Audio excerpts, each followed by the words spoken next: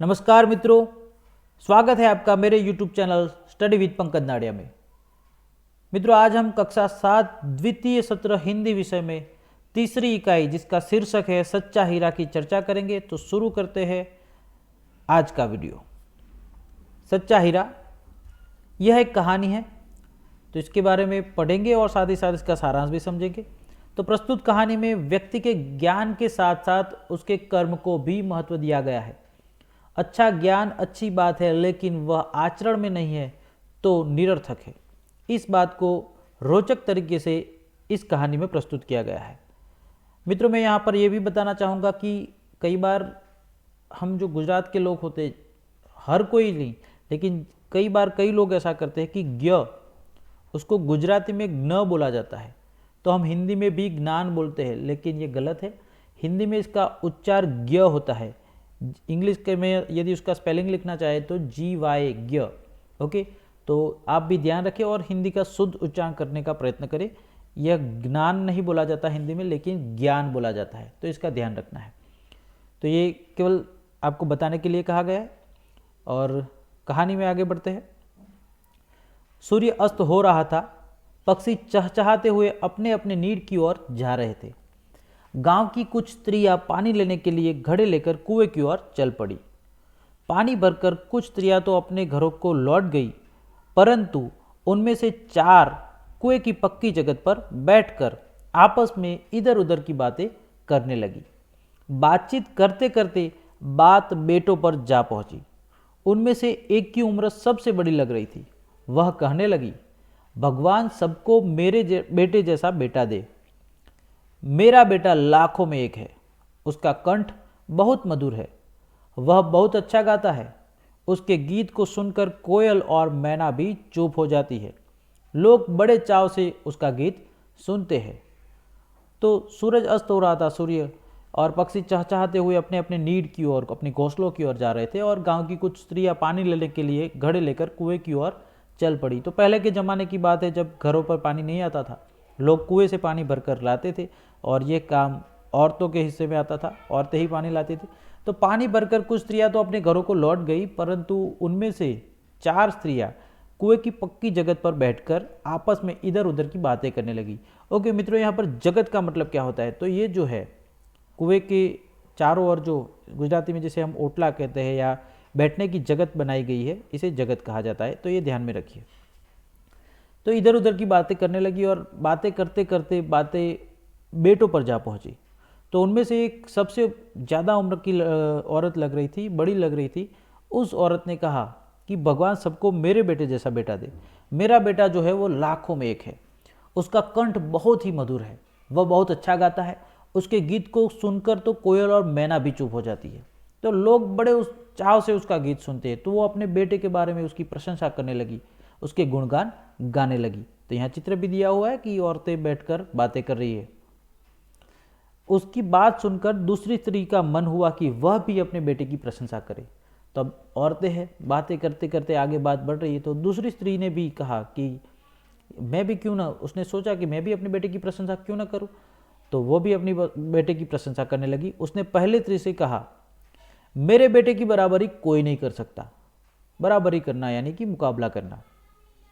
वह बहुत ही शक्तिशाली और बहादुर है।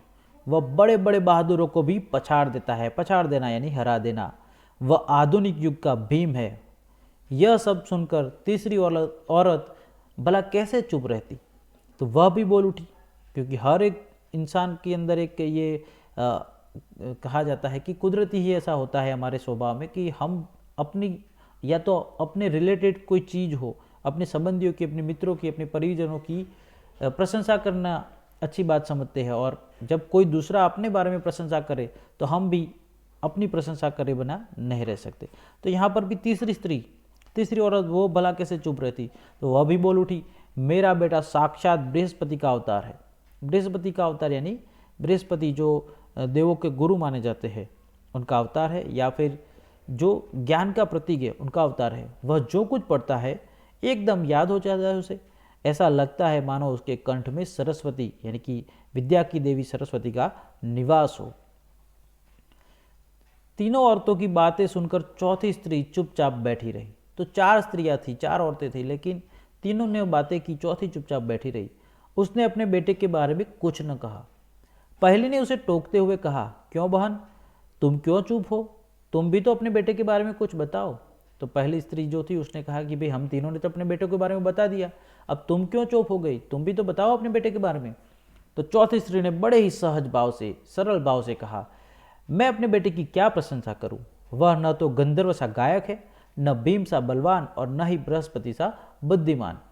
तो कहती है कि मेरे बेटे की मैं क्या प्रशंसा करूं? वह गंधर्व यानी देवों के ज़माने में जो गायक हुआ करते थे संगीत के, तो उस गंधर्व जैसा गायक नहीं है, ना ही वो भीम जैसा बलवान है, और ना ही बृहस्पति के समान वह बुद्धिमान है, तो मैं उसकी क्या प्रशंसा करूं? कुछ समय बाद जब वे सब घड़े सिर पर रखकर लौटने लगी, तभी किसी गीत का मधुर स्वर सुनाई पड़ा। तो अब थोड़ी देर बातें करने के बाद चारों औरतें अपने अपने सिर पर घड़े रखकर घर को लौटने लगी। तो कहीं दूर से किसी मधुर गीत का स्वर सुनाई दिया। सुनकर पहली स्त्री बोली, सुनो सुनो, मेरा हीरा गा रहा है। तो यह सुनकर पहली स्त्री बोल उठी कि देखो, ये जो आवाज़ आ रही है, मधुर स्वर सुनाई दे रहा है ना, ये मेरा बेटा ही गा रहा है, मेरा हीरा गा रहा है। तुम लोगों ने सुना उसका कंठ कितना मधुर है? तो तुमने सुना, और बाकी औरतों को कहती है कि तुमने सुना उसका कंठ कितना मधुर है।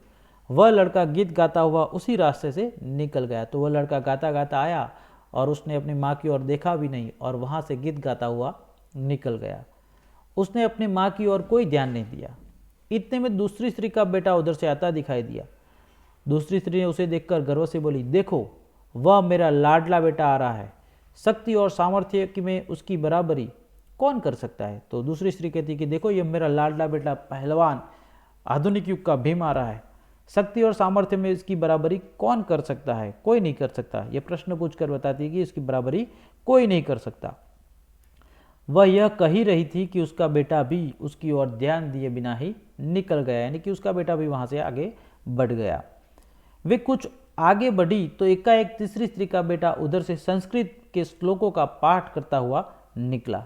थोड़ी आगे बढ़ी थी सारी स्त्रियाँ, चारों स्त्रियाँ, कि एक लड़का, जो तीसरी औरत का लड़का था, वह संस्कृत के श्लोकों का पाठ करता हुआ वहां से निकला।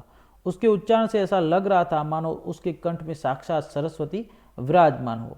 तो वो इतना अच्छा उच्चारण कर रहा था संस्कृत श्लोकों का कि ऐसा लग रहा था कि मानो कि उसके कंठ में साक्षात सरस्वती देवी विराजमान हो। तीसरी स्त्री ने गदगद स्वर में कहा, देखो, यही है मेरी गोद का हीरा। तो तीसरी स्त्री ने भी कहा कि देखो, ये मेरी गोद का हीरा है, यही मेरा लाडला बेटा है, इसे कौन बृहस्पति का अवतार नहीं कहेगा।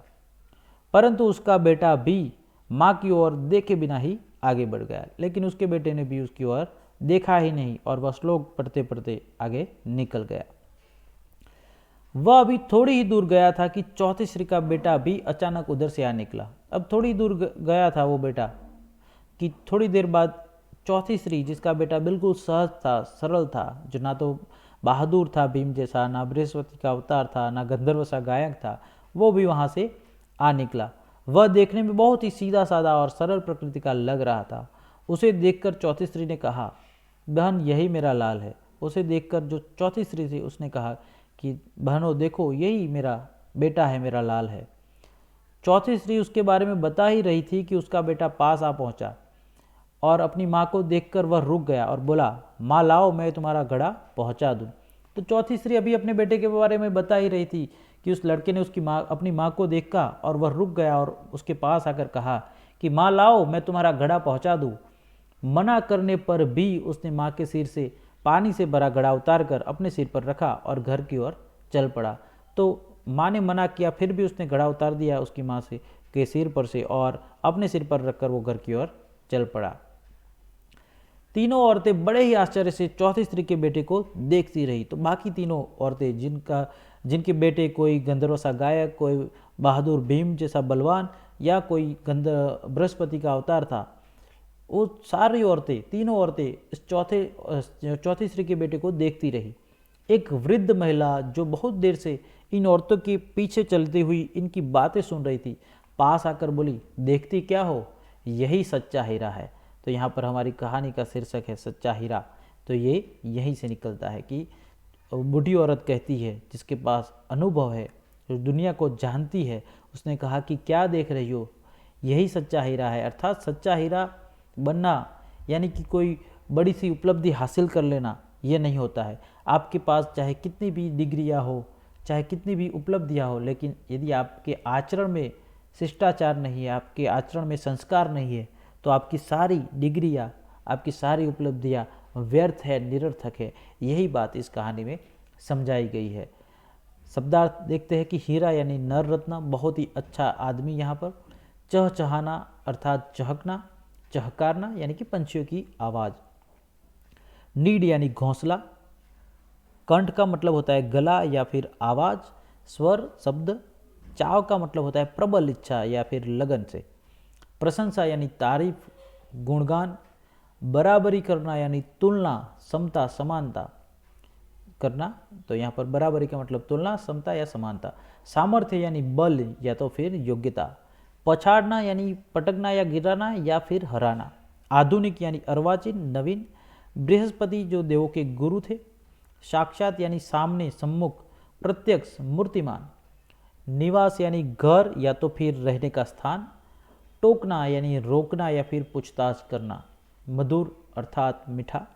गर्व यानी अभिमान। प्रकृति यानी स्वभाव।